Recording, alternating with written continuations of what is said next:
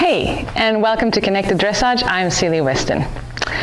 So we've been talking about feel and flow and harmony in our rides. And to really have flow, it means that the communication from the rider is flowing from the bit all the way through to the haunches. We actually need the haunches to give to the bit, not just for the mouth to give to the bit. So it's the whole body all the way through to the haunches that we actually need to supple and soften and yield to the bit. Now, when the haunches supple, they tuck the pelvis, and that rounds the whole top line and allows the horse to come into what's called ramené, or basically putting its head into pole flexion, coming onto the vertical line. We can't force it the other way around. So if you create flexion or pole flexion in the horse's head and neck, you will not necessarily create flexion in the pelvis. And so that's when we end up with false frames.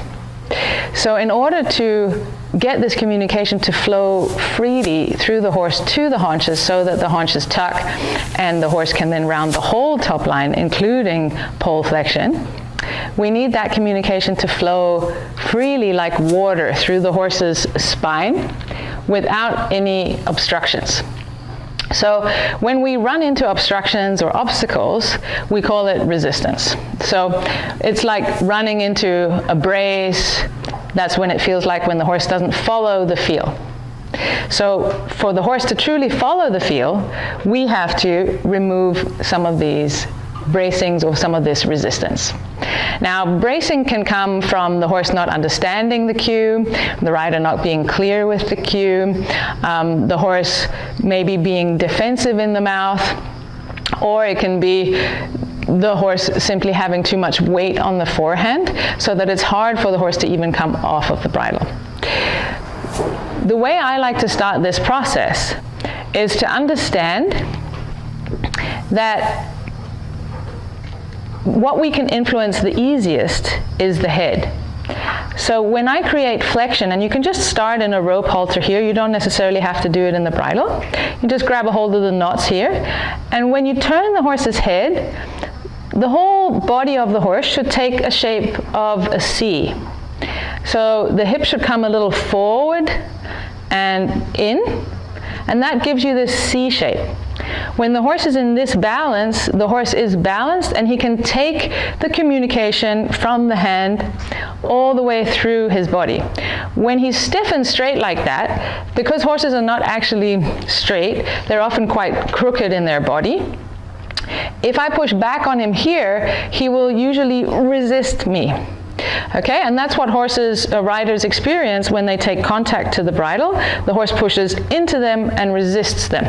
What we want instead is this softening, this suppling through the top line so that the horse can give to that communication that we're sending him and then allow the communication or the movement impulsion of the hind legs to then flow back again. So we have this connection that we so all desire.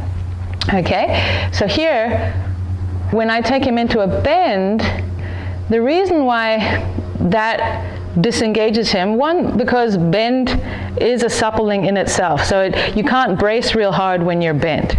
So first we need the suppling, and then because the hip comes forward in this position and it goes underneath the horse. So when we have it go underneath the horse, that's when it can lift and carry the horse forward onto a circle and help the horse balance. So I take this flexion a little bit here in the halter, and then I want to take a half halt into the horse's body to feel if that communication there flows super easily.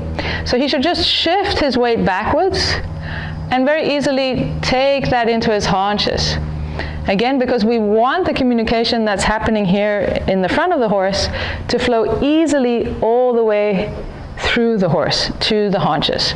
Essentially, it is the joints of the hind limb that need to soften and give to the rider's aids.